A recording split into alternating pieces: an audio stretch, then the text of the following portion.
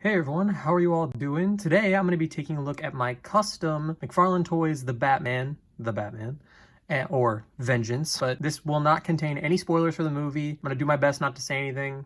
I mean, other than the fact that I think that this might be my favorite Batman movie, period. Might be it's definitely one of my favorite movies of all time. But without further ado, let's get into what I did. So starting off, the obvious thing that I did is I repainted the eyes. And because he obviously had the side eye, which wasn't a bad look, I'm not gonna lie. He did a lot of the side eye in the film, but for photography and all that stuff, I needed him to be able to look straightforward. So, and maybe I'll get a second one, at some point where I can have that head option. But for this, all I did was just put some white paint over the eyes and then take a black ink pen thing and just made the eyes, and it turned out pretty well. It looks a lot better in person than it does on camera, because like on camera you can kind of see it's not perfect, but granted, no figure's perfect. And the other most notable difference that I did was I took the plastic cape off because it was hindering the figure. It wasn't a great look, I'm not gonna lie. This is just temporary, honestly, because I'm probably going to, like, if GPS Lot makes one, which I'm sure they will sometime soon, I'll probably get that because I like the leathery look, and this is actually just the Black Series Darth Vader cape. And what I did with that is, because there's actually two ports right here where the plastic one plugged in, so you literally just had to put some super glue in it and then just stick this down in there, and then you're good to go. But the collar is its own separate piece, and that, I actually ended up getting the messed up version of Batman where he had the unmasked cowl, so I just trimmed that down because I was like, I could send it back, but whatever. And then also the torso was flipped, so I had to flip that too. And he actually has a lot of really good articulation. Like, if you are debating on getting this figure, like, it's pretty good. And I'm also going to show, at some point, a video of how to do an articulation mod for McFarlane and just 7-inch scale figures and figures that have this style of articulation in general, because I found a way to do it, and it's really awesome, and I think that you all would really enjoy it. And then last but certainly not least, the hands. These are actually Daredevil hands from the Marvel Legends figure. And the way that I went about doing this was, if you can see in there, there's a little bit of green right here.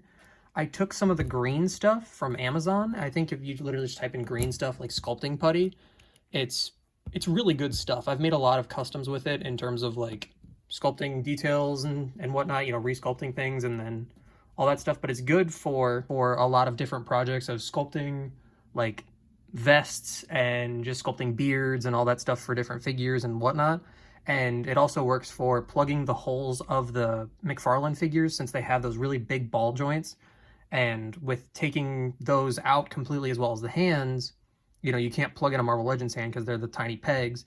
So you got to make do. And I took the green stuff, put it in there, put the hand in there, let it settle a little bit, and then took the hand out and like slowly twisted it so I didn't break it. So the hands actually can still move. As you can see, the hands can actually still move on top of being proportionate and fitting in there properly, which is really nice. So yeah, the cape, obviously I'll figure out a better solution for that, but I mean, I think I did a really good job with. I think this is very much improved from what we got, because I mean the base figure itself, I was so excited to get it, and it was very fun, and I probably waited like a day maybe to mess around with it and was like, you know what, I could probably do this. Because I originally tried, when I took the cape off and I put this one on and all that stuff, I hadn't done the eyes yet, so I painted the the white in the eyes before obviously adding the pupils, and it was really crazy. I was one of those people that was like, it would have been so cool if his version of Batman had the white lenses and all that stuff.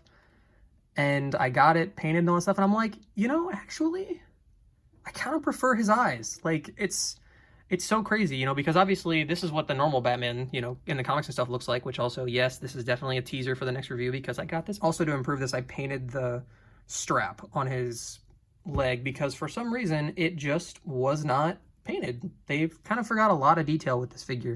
Like, there's also supposed to be some yellow throughout and whatnot, and they just kind of skimped on it. I'm so excited, though, for the Mezco one that'll be going up in a couple days. But I don't know when this video will go up, so it may have already happened.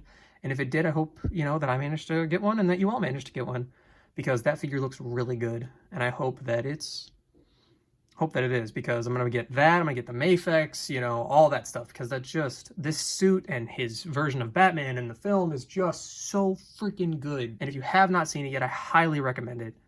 It's really good if you're a Batman fan, and even if you're not a Batman fan, like, it's just a really good piece of cinema. From the score to the acting to the cinematography, it's so good. So here he is next to, actually they're on little stands at the moment, but here he is next to Riddler and Penguin, and I do not have Catwoman yet because I didn't buy the normal version. I'm waiting on GameStop to send me the unmasked or slightly masked version, because I'm going to take that, I'm going to sand down the head and then sculpt hair onto it so we can have just a normal Selena Kyle, which would be pretty cool. But I love this. I originally was just going to get Batman, and then I came across Penguin and Riddler at Target, and I was like, well, shit, okay. So, yeah.